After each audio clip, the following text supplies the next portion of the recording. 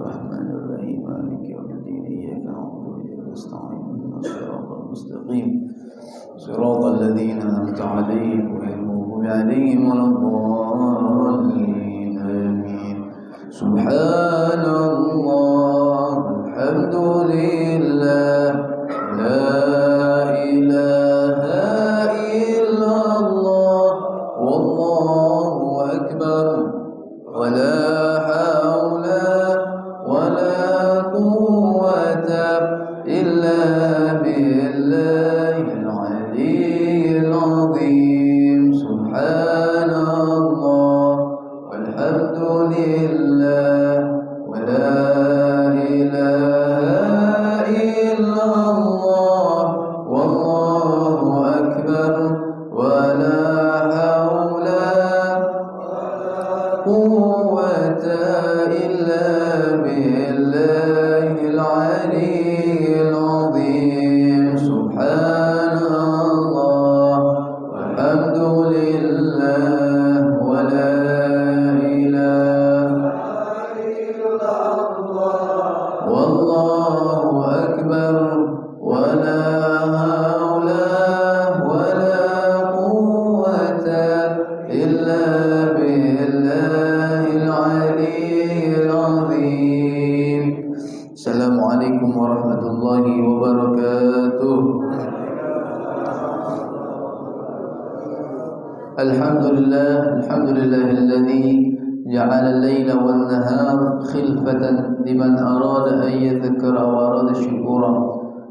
Allahumma fassalli wa sallim wa barik wa karrim ala sayyidina wa maulana Muhammadin miftahi babi rahmatillah adada ma fi ilmillah salatan wa salaman daimaini bidawami mulkillah wa ala alihi wa sahbihi wa walah. Amma ba'd, rabbi shrah li sadri wa yassir li amri wa hlul 'uqdatam min lisani yafqahu qawli wa saddid lisani wa hdi qalbi bi jahid nabi wal ali was sahbi. Hadirin hadirat Bapak Ibu yang dirahmati oleh Allah Subhanahu wa taala, alhamdulillah thumma alhamdulillah. Selalu kita bersyukur kepada Allah Subhanahu wa taala atas setiap nikmat yang Allah berikan limpahkan kepada kita. Wabil khusus nikmatul Islam, nikmatul iman, nikmat sehat wal afiyah dan nikmat hidayah yang Allah sertakan dalam kehidupan kita. Karena nikmat-nikmat inilah yang mampu dan yang bisa mendorong kita semua untuk melangkahkan kaki kita, menggerakkan anggota badan kita ke masjid ini untuk memenuhi panggilan Allah Subhanahu wa taala, yakni salat subuh secara berjamaah. Kemudian kita melanjutkan dengan kajian rutin kita. Insyaallah setiap langkah demi langkah kita, setiap niat di dalam hati kita, apapun yang kita niatkan pada pagi hari ini, apapun yang kita panjatkan pada pagi hari ini, insyaallah semuanya diijabah oleh Allah Subhanahu wa taala. Allah berikan keberkahan dalam umur kita, Allah berikan keluasan dalam rezeki kita, Allah mudahkan urusan kita. Dan siapapun di antara kita yang pada pagi hari ini yang membawa penyakit, baik penyakit hati ataupun penyakit zahir, insyaallah segala penyakit yang disembuhkan oleh Allah Subhanahu wa taala. Dan tidaklah kita keluar dari majlis ini kecuali dosa-dosa kita diampuni oleh Allah Subhanahu wa taala dan kita ditakdirkan oleh Allah Subhanahu wa taala mati dalam keadaan yang terbaik, dalam keadaan husnul khatimah. Amin amin ya rabbal alamin. Hadirin hadirat Bapak Ibu yang dirahmati oleh Allah Subhanahu wa taala, ketahuilah kata para ulama ada 3 hambatan, yang mana 3 hambatan ini terkadang menjadi hijab kita antara hamba dengan Allah Subhanahu wa taala. Jadi 3 perkara ini yang seringkali menjadi penghambat antara seorang hamba untuk dekat kepada Allah Subhanahu wa taala. Jadi terhijab dari rahmatnya Allah Subhanahu wa taala.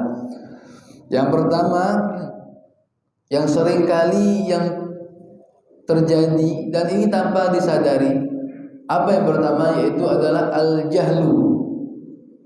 Apa itu al-jahlu? Al-jahlu itu adalah kebodohan. Kebodohan, ketidaktahuan. Ya, orang enggak mau nuntut ilmu, enggak mau mencari ilmu, bodoh. Nah, ini adalah salah satu hijab atau penghambat antara hamba ingin dekat kepada Allah Subhanahu wa taala. Karena ilmu ini sangatlah penting.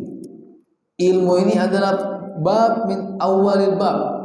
Pintu dari pertama kali ketika kita ingin dekat sama Allah itu dengan ilmu.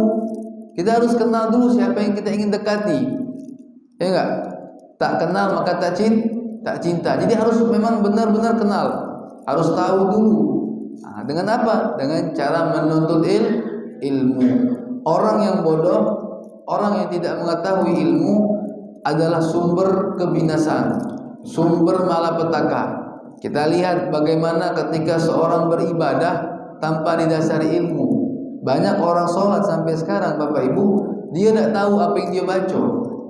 Banyak orang yang sholat sampai sekarang, dia tidak tahu yang mana yang wajib, yang mana yang sunnah, yang mana yang makruh, yang mana yang diharamkan oleh Allah Subhanahu wa taala ketika sholat, yang mana syarat sah sholat, yang mana arkanus sholat. Ada sampai sekarang orang tidak paham. Apa saja syarat-syarat wajib sholat, membatalkan sholat, itu baru sholat. Dan yang lebih jauh penting dari sholat itu apa sebenarnya? Babul toharoh. Ya, kitabul toharoh, pembahasan masalah bersuci. Bagaimana berwudu yang benar, apa saja yang wajib di dalam wudu, apa saja yang sunnah. Bedakan yang mana yang sunnah, yang mana yang wajib. Ada lagi bab istinja. Sebelum melakukan toharoh bersuci, harus lagi kita membersihkan bagaimana cara kita beristinja. Ketika orang itu beristinja lah benar, ya, maka wudunya insya Allah bisa benar. Tapi kalau seandainya bayangkan Bapak Ibu, istinjanya merah sudah tidak benar. Maaf, dia kencing, tapi cara kencingnya salah. Cara membersihkannya juga tidak sesuai dengan ajaran Nabi Muhammad SAW. Sehingga kadang-kadang orang seperti ini dia masa bodoh. Datang, beda di mall apa di mana, ngencing tegak. Sambil lu ngoceh-ngoceh pula kadang-kadang tu kan. Ambil berkelakar, tidak? Ambil tegak, ambil berkelakar pula. Yang sikok tu tak nyingok-nyingok pula. Nah, tak tahu mercik apa tidaknya, tak tahu. Yang penting sudah ngencing. Tak tahu kadang-kadang cebok apa tidak.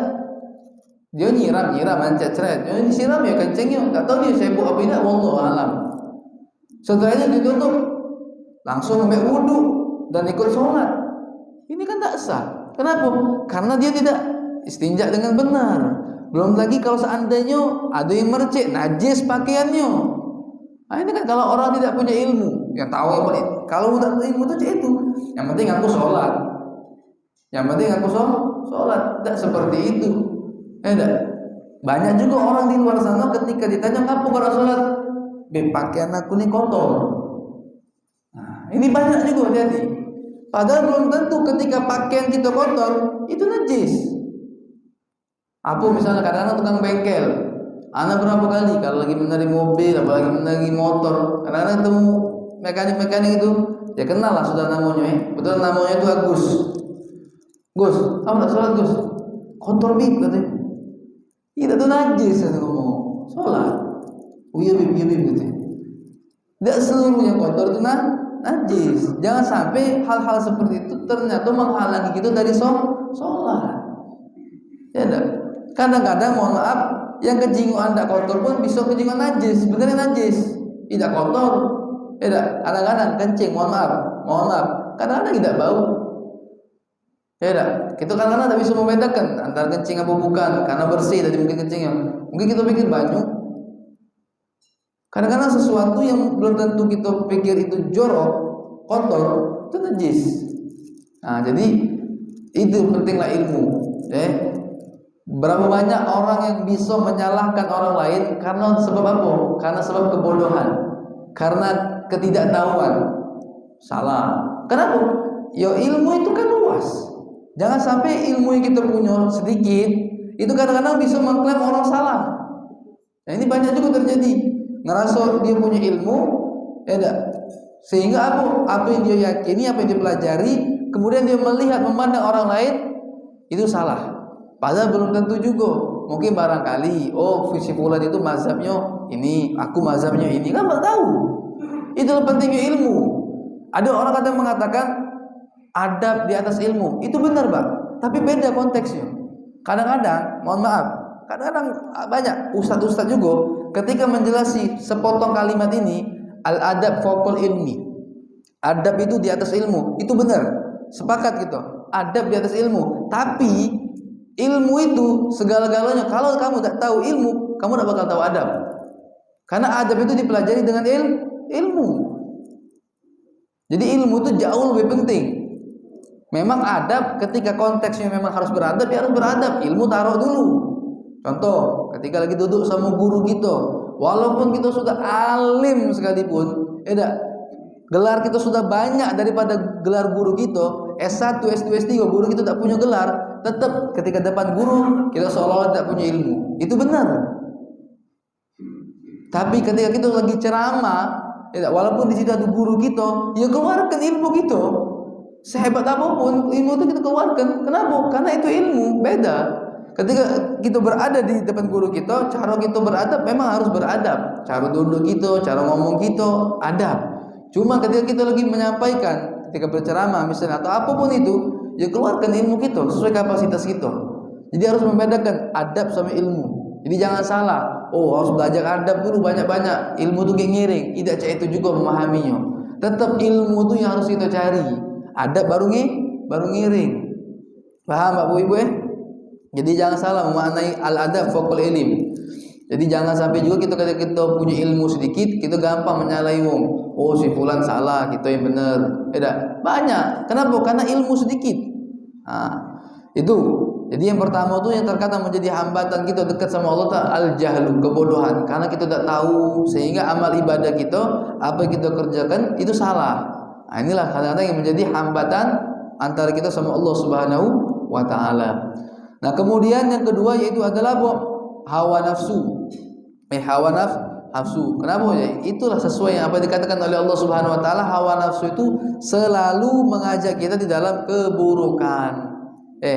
Walaupun casingnya, toppingnya ibadah, kadang-kadang isinya juga maksiat atau perbuatan yang buruk. Contoh, ketika kita sedang lagi sholat atau ketika kita lagi bersedekah, toppingnya bagus, sholat, sedekah, tapi hawa nafsu dalam hati kita nih yang mengajak kita dalam keburukan. Si fulan tuh kau nih sudah masya Allah, si fulan itu walah tak sholat ke masjid. Kau inilah yang paling bagus di kampung ini. Memang casing itu lagi sholat Pak, Bu. Casing itu lagi bersedekah. Tapi hawa nafsu itu menggebu-gebu, ngajak kita untuk bermaksiat kepada Allah Subhanahu wa Ta'ala. Jangankan kita manusia. Dulu ada seorang nabi, itu namanya nabi. Nabi itu manusia juga Pak, Bu. Ingat, nabi itu manusia juga, tapi kan maksum, dijaga sama Allah. Nabi dan Rasul itu masuk dijaga sama Allah dari perbuatan maksiat. Dulu Nabi Yusuf alaihissalam itu sempat, namanya manusia, ingat namanya manusia, ada sifat manusianya dalam hati itu. Pernah tergoda dalam hatinya, terpesona dengan seorang wanita yang namanya Zulaikha. Itu bukan Nabi Allah Yusuf yang terpesona. Bahkan dalam Al-Quran itu tertulis, walaqad hamma bihi walaqad hammat bihi wa hamma biha. Di surat Yusuf itu Zulaikha itu terpesona melihat keindahan ketampanan wajah Nabi Yusuf. Pun begitu pula Nabi Yusuf melihat keindahan kecantikan Zulaikha, itu terpesona juga. Namanya manusia, ada hawa nafsu. Kalau bukan manusia itu malaikat, kata hawa nafsu. Namun manusia pasti Allah berikan hawa nafsu. Cuman karena itu nabi, karena itu Rasul, laula ar'a burhana rabbi. Ingat ayat selanjutnya. Karena itu adalah Nabi dan Rasul, jadi dijaga sama Allah Subhanahu wa Ta'ala. Jadi pandangannya dijaga oleh Allah Subhanahu wa Ta'ala, dirubah seolah-olah yang tadinya wanita itu cantik luar biasa, dirubah oleh Allah Subhanahu wa Ta'ala jadi wanita tua, buruk. Jadi soal berubah langsung pandangan Yusuf itu. Yang tadinya muda, kenceng, cantik, berubah tiba-tiba jadi wanita yang tua renta. Wah, keribut langsung. Intinya langsung hilang hawa nafsu itu. Tak mood lagi dah tengoknya. Kenapa? Karena dijaga sama Allah Subhanahu wa taala. Nah, bagaimana kita untuk menghilangkan hawa nafsu? Ingat, hawa nafsu itu tak bisa dihilangkan, Pak. Hawa nafsu tak bisa dihilangkan karena itu memang sudah kodrat yang Allah berikan di dalam jiwa manusia. Apa dalam ayat fa'alhamaha fujuraha wa taqwaha. Wa nafsi wa ma sawwaha fa'alhamaha fujuraha wa taqwaha. Memang Allah berikan di dalam jiwa manusia itu hawa nafsu. Ketika manusia ini bisa melawan hawa nafsunya, tidak menundukkan hawa nafsunya, maka manusia ini lebih mulia daripada malaikat. Tapi ketika manusia ini tidak bisa menundukkan hawa nafsunya, menjinakkan hawa nafsunya, maka manusia ini lebih hina daripada hewan. Jadi itu patokannya. Ketika manusia bisa melawan hawa nafsu, menundukkan hawa nafsu, dia kedudukannya lebih mulia daripada malaikat. Ketika dia tidak bisa menundukkan hawa nafsunya, maka dia lebih hina daripada hewan. Maka cara yang paling ampuh untuk menjinakkan hawa nafsu kita itu sesuai dengan ajaran Islam apa? Berpuasa. Puasa. Ya, kalau nak menundukkan hawa nafsu kita itu, menjinakkan hawa nafsu itu berpuasa. Dihilangkan tak baca hawa nafsu, Pak. Nah, dihilangkan tak baca, tapi hanya bisa ditundukkan. Ya, ditundukkan, dijinakkan. Makanya kan dalam Al-Quran itu kalau kita lihat dari seluruh dalil yang menerangkan tentang masalah ibadah syariat agama Islam, entah itu sholat, entah itu zakat, entah itu haji, umroh, sedekah, apapun itu, bersilaturahmi, birrul walidain, semuanya tidak ada ayat-ayat dalam ayat ibadah tersebut yang diperintahkan oleh Allah Subhanahu wa taala yang diujungi, diakhiri dengan kalimat la'allakum tattaqun, agar kalian menjadi orang yang bertakwa. Allah katakan masalah salat, ya, waqimus shalah wa atuz zakat. Sudah. Dan nanti di akhir ayat itu la'allakum tattaqun. Silakan Bapak Ibu cek. Dak kati. Cuman ketika Allah Subhanahu wa taala menerangkan atau memerintahkan ibadah masalah puasa, itu akhir ayatnya apa? La'allakum tattaqun. Ya ayyuhalladzina amanu kutiba alaikumusiyam kama kutiba alal ladzina min qablikum la'allakum tattaqun. Wahai orang-orang yang beriman, berpuasalah kalian sebagaimana orang-orang terdahulu sebelum kalian diwajibkan berpuasa. Agar apa? Agar kalian menjadi orang yang bertakwa. Timbul pertanyaan, lah, emang sholat tak bisa membuat kita untuk bertakwa? Emang haji, umroh, sedekah, zakat tak bisa membuat kita menjadi orang bertakwa? Bisa. Itu semua adalah ibadah-ibadah yang bisa membuat kita menjadi orang-orang yang bertakwa. Tapi dari seluruh ibadah ini Bapak Ibu, yang Allah tekankan, yang hanya mampu menjadikan orang itu menjadi orang yang bertakwa, predikat bertakwa adalah dengan cara berpuasa. Dalam kitab tafsir cukup panjang, anak singkat baik. Intinya, satu-satunya amalan ibadah yang paling kuat menjadi pendongkrak untuk kita menjadi orang yang bertakwa itu adalah berpuasa. Kenapa? Karena satu-satunya cara untuk menundukkan hawa nafsu itu ya dengan berpuasa. Ketika hawa nafsu itu ditundukkan, maka kita akan menjadi lebih mulia daripada malaikat. Malaikat itu wajar mulia Bapak Ibu. Kenapa? Kati hawa nafsu, jika betina idah nafsu. Tak cak mana cantik lah betina itu tak bakal nafsu malaikat. Kenapa? Kati nafsu. Beda sama kita. Jika betina cantik terbak. Uji waktu sekali. Apa kalau uji waktu sekarang boleh lah, tapi alasan zaman sekarang ni, beb, sekali itu kan rezeki katanya, beb, rezeki. Iya, sekali, cuma sekali dipelototi ya ngomong. Sekali, tapi dipelototnya. Pacak pula ngomong sekali. Ya, yang kedua boleh, yang kedua berdosa, beb. Iya, ngomong kamu tuh sekali jingoknya emang, cuma sekali jingok kamu pelototi. Tidak kamu kedep lagi balik ini. Tidak, sekali tu lah menyingok, cuma tak berhenti-berhenti. Nah, nyingok ini, ya sama baik. Ya tak, sama baik. Itu beda sama malaikat. Malaikat tak nyingok lanang belagak lah cak mana, ya tak nafsu. Ya tak, belagak, pokoknya putih, badannya bagus, tinggi, belagak pokoknya. Betina nafsu. Malaikat tidak nafsu. Ngapa? Dah kata hawa hawa nafsu. Makanya puasa tadi menjadi ibadah yang paling kuat untuk kita menjadi orang yang bertakwa. Kenapa? Puasa adalah satu-satunya ibadah pendongkrak terkuat untuk menundukkan hawa nafsu. Itu yang kedua. Hawa nafsu yang kadang-kadang menjadi hijab, penghambat kita untuk dekat kepada Allah Subhanahu wa taala. Nabi ngomong apa ketika balik perang dari Badar? Perang paling luar biasa itu yang dialami zaman Nabi. Ketika Nabi masih hidup itu perang Badar, Pak. Kenapa? Bulan puasa. Lagi puasa, perang panas-panas tak-tak siang itu nah. Perang. Musuhnya banyak. Ribuan, lawan ratusan, jumlahnya tak sebanding. Cuman apa? Allah menangkan perang tersebut.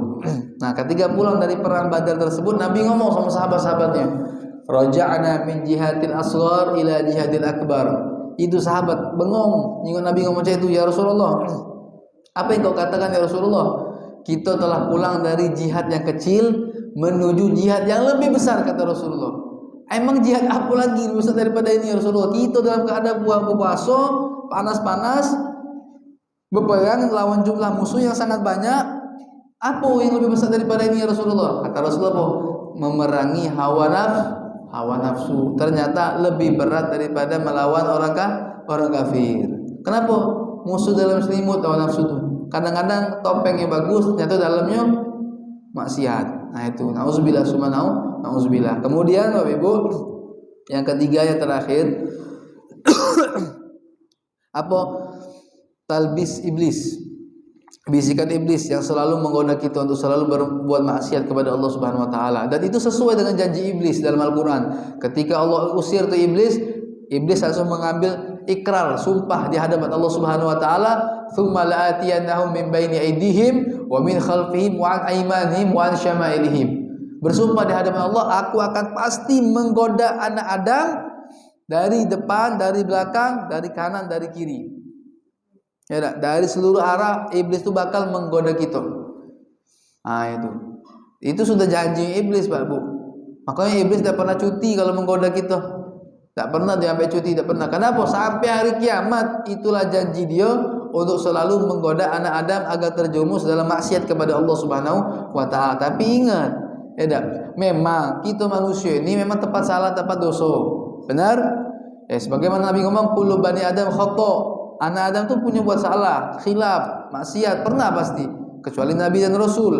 Tapi ingat kata Allah Subhanahu wa taala, wa khairul khata'in at-tawwabun. Sebaik-baik orang yang berbuat salah, berbuat dosa itu adalah mereka yang pandai kembali bertobat kepada Allah Subhanahu wa taala. Jadi kalau kita buat dosa itu wajar.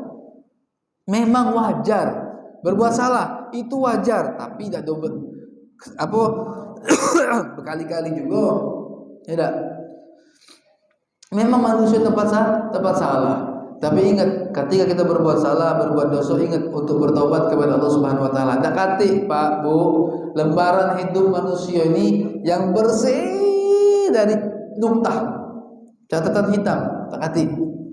Ingat, tak kati lembaran buku kita ini yang bersih dari nuktah, titik hitam. Pasti ada, siko dua ngelakuin ini, macam-macam dosa gitu, kesalahan gitu. Tapi dengan apa untuk kita memperbaiki itu? Ya bertobat, memperbanyak istighfar kepada Allah Subhanahu wa taala. Sekarang mumpung belum masuk bulan Ramadan, sebentar lagi kita akan masuk bulan Ramadan. Ini adalah waktu untuk kita membersihkan hati kita, membersihkan diri kita dari dosa-dosa. Hanya banyak istighfar, minta ampun. Agar apa? Ketika kita dosa kita diampuni, Pak, masuk Ramadan dalam keadaan dosa kita terampuni, itu ibadah kita lemah.